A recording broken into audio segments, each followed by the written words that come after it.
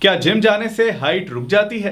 ये एक ऐसा क्वेश्चन है जो आपने मेरी पिछली वीडियो के कमेंट्स में हजारों बार पूछा है और आज इस वीडियो में मैं आपको इस क्वेश्चन का और इसके साथ साथ हाइट से जुड़े कई क्वेश्चंस के आंसर्स देने वाला हूं। और उसके बाद इस वीडियो में है हाइट बढ़ाने की कुछ ऐसी एक्सरसाइजेस जिन्हें साइंस ने प्रूव किया है कि वो आपके हार्मोन्स को एक्टिवेट करती हैं, आपकी हाइट के साथ साथ आपकी पूरी बॉडी की डेवलपमेंट में हेल्प करती हैं। सबसे पहला क्वेश्चन, अगर पेरेंट्स की हाइट शॉर्ट है तो क्या बच्चों की हाइट भी शॉर्ट ही निकलेगी? आंसर है जरूरी नहीं है। क्या आपने सचिन तेंदुलकर का बेटा देखा है? अगर नहीं देखा तो गूगल कर लेना, आपकी यह गलतफहमी दूर हो जाएगी। हमारा डीएनए इतना डायनामिक है कि बहुत बार आप देखोगे कि बच्चों की शक्ल अपने माँ बाप पर नहीं, अपने दादा दादी पर जाती है या फिर चाचा या मामा पर जाती है। सो कुदरत ने हमारा डीएनए किसी एक रूल के साथ नहीं बनाया। सो जरूरी नहीं है कि अगर पेरेंट्स की हाइट शॉर्ट है तो बच्चों की हाइट भी शॉर्ट ही रहेगी, उनकी हाइट अच्छी निकल सकती है। मैं ये कहूंगा कि अगर पेरेंट्स की हाइट शॉर्ट है तो उन्हें और ज्यादा ध्यान देना चाहिए अपने बच्चों की हाइट पर, खासकर उनके अर्ली ईयर्स में। छोटी एज में ही लटकना, रस्सी कूदना, बास्केटबॉल, टेनिस, स्विमिंग, इस तरह की एक्टिविटीज शुरू करा देनी चाहिए। और हाँ, इस वीडियो के लास्ट में जो एक्सरसाइजेस हैं वो भी। नेक्स्ट क्वेश्चन, क्या 18 साल के बाद हाइट नहीं बढ़ती? आंसर है ऐसा कुछ नहीं है कि 18 साल के बाद हाइट नहीं बढ़ती। 21-22 साल तक हमारी बॉडी ग्रोथ मोड में रहती है। इसका एक सिंपल सा टेस्ट बताता हूं। अगर आप आईज की लेजर सर्जरी के लिए डॉक्टर के पास जाते हो तो वो आपको 26 साल की एज के बाद ये सर्जरी कराने की सलाह देता है, क्योंकि उससे पहले बॉडी ग्रो कर रही होती है, हमारी आई साइट भी स्टेबल नहीं होती। और अगर आपने ग्रोइंग टाइम पे ये सर्जरी करा ली तो हो सकता है बाकी बॉडी के साथ साथ बाद में ये नंबर फिर से बढ़ जाए। मैंने देखा है कि लोगों में इनकम्प्लीट नॉलेज है, जिसके कारण उन्हें यह गलतफहमी है कि 18 की एज के बाद हमारी बोन्स की प्लेट्स में लॉक लग जाता है, जिसके कारण हमारी हाइट नहीं बढ़ती। हर इंसान की बॉडी के मुताबिक, कई फैक्टर्स के मुताबिक यह तय होता है कि उसकी ग्रोथ किस एज में रुकेगी। कोई एक रूल नहीं है सबके लिए। ज्यादातर ग्रोथ 21-22 साल तक चलती रहती है। सो क्यों मान लेना कि आप ही वो हो जिसकी हाइट रुकने वाली है? आप पॉजिटिव भी तो हो सकते हो। क्यों ना अपना पूरा जोर लगा दिया जाए हाइट बढ़ाने के लिए। मैंने लगाया था और मुझे रिजल्ट मिल गया। सो कहना मैं ये चाहता हूं कि अगर आप 18-19 साल के हो तो मौका अभी छूटा नहीं है। मैंने खुद अपनी हाइट 18 साल के बाद बढ़ाई, जब मुझे चिंता होने लगी, क्योंकि 10 तक मेरी हाइट 5.5 ही थी और मैं स्कूल की असेंबली में सबसे आगे लगता था। फिर जो मैंने स्टेप्स लिए वो मेरी पिछली वीडियो में है। फिलहाल नेक्स्ट क्वेश्चन पर आते हैं कि क्या जिम जाने से हाइट रुकती है? बहुत ध्यान से सुनना मेरी बात को कि जिम जाने से हाइट नहीं रुकती, पर जिम जाकर आप क्या एक्सरसाइज करते हो, हाँ, उसका असर पड़ता है। बहुत सीधी सी बात है कि अगर ग्रोइंग ईयर्स में स्ट्रेचिंग से, लटकने से बॉडी पर खिंचाव पड़ता है और हाइट बढ़ती है। इसी तरह हैवी वेट्स उठाने से बॉडी कंप्रेस होती है तो हाइट रुकेगी ही ना।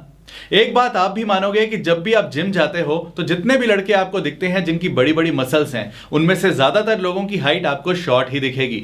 सिर्फ वही शॉर्ट नहीं होंगे जिन्होंने हाइट बढ़ने के बाद वेट उठाना शुरू किया, या फिर जिनके डीएनए में नेचुरल था कि 1000 वजन डाल लो, हाइट नहीं रुकेगी।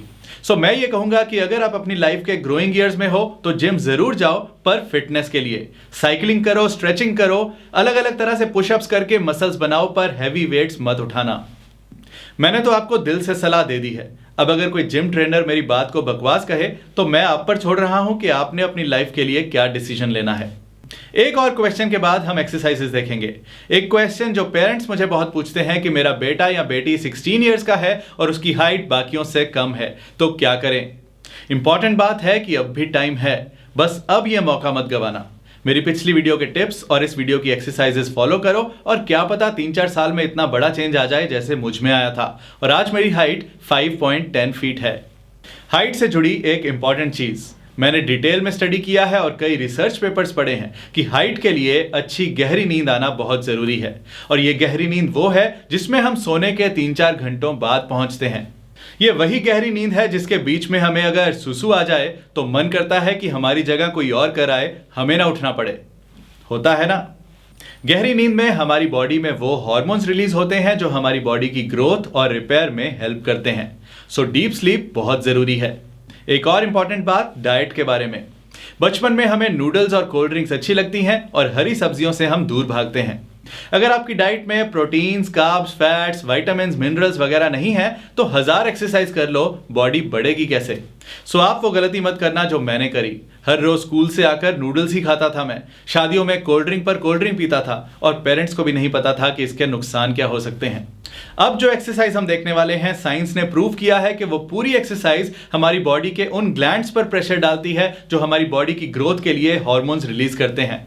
प्रेशर से वो ग्लैंड्स एक्टिवेट होते हैं और अपना काम ठीक से करते हैं। ये ऐसी मैजिकल एक्सरसाइज है जो पतले लोगों को भी फिट कर सकती है और मोटे लोगों को भी फिट कर सकती है। ये छोटे लोगों को लंबा कर सकती है और जिनकी ग्रोथ कुछ ज्यादा ही तेज है उनकी ग्रोथ भी नॉर्मल कर सकती है, क्योंकि इसका काम है ग्लैंड्स को एक्टिवेट करके इनसे ठीक से काम करवाना, ना ज्यादा ना कम। और सबसे अच्छी बात है कि ये एक्सरसाइज हमारे ही कल्चर ने दी है पूरी दुनिया को। यह है सूर्य नमस्कार, जिसमें 12 आसन होते हैं, 12 पोजीशंस होती हैं और हर पोजीशन इंपॉर्टेंट है। टीएस मदान टीम से एक ट्रेंड एथलीट हमें यह सूर्य नमस्कार करके दिखाएंगे। सबसे पहली पोजीशन में आप सीधे खड़े हो जाएं और अपनी चेस्ट के आगे अपने हाथ इस तरह से जोड़ लें। सेकंड पोजीशन के लिए बाहर की तरफ हाथ खोलने हैं और एकदम रिलैक्स्ड होकर सांस भरते हुए पीछे को स्ट्रेच करना है। इस पोजीशन में आपकी कमर आगे को होगी, दोनों हथेलियां ऊपर की तरफ और हाथ एक दूसरे को टच करते होंगे। थर्ड पोजीशन में टांगे सीधी ही रखकर सांस छोड़ते हुए आगे को पूरा झुकना है।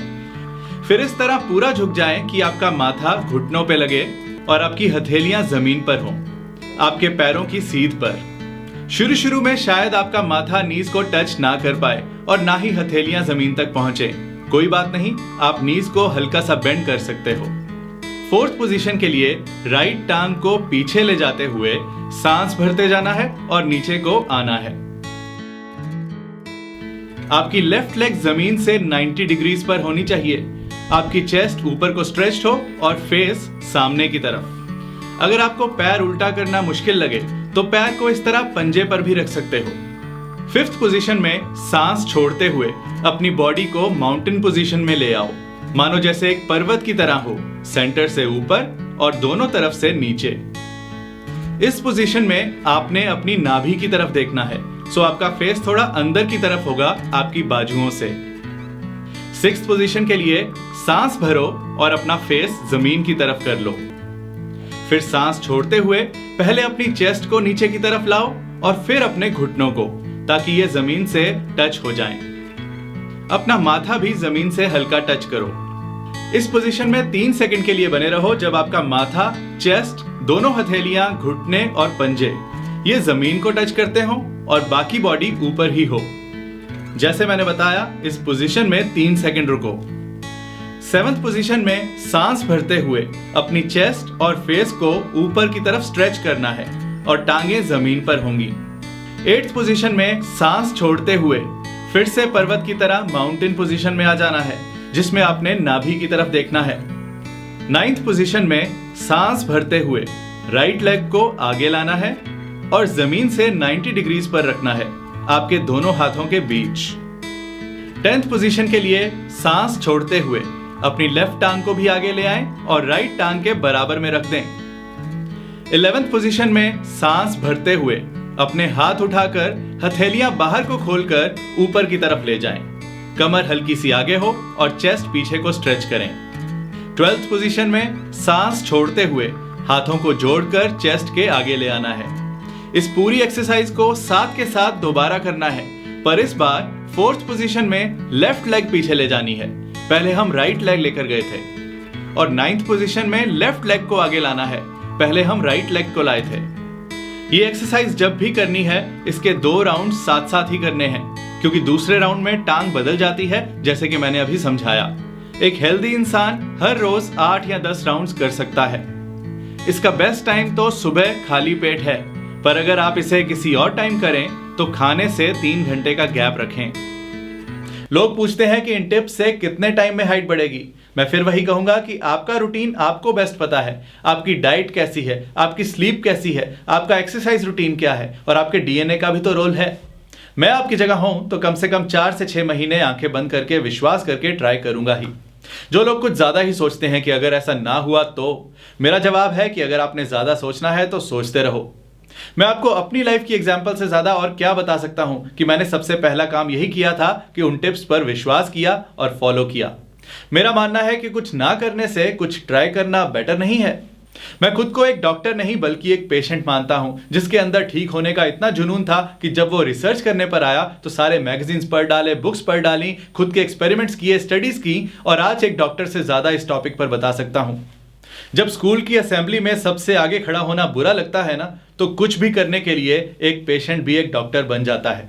मैं YouTube पर उन सब टॉपिक्स पर वीडियोस बनाता हूं जिनके बारे में मुझे समझ या एक्सपीरियंस है, ताकि आपका फायदा हो सके। ये वीडियो कैसी लगी बताना मुझे अपने लाइक्स और कमेंट्स के साथ। Best of luck.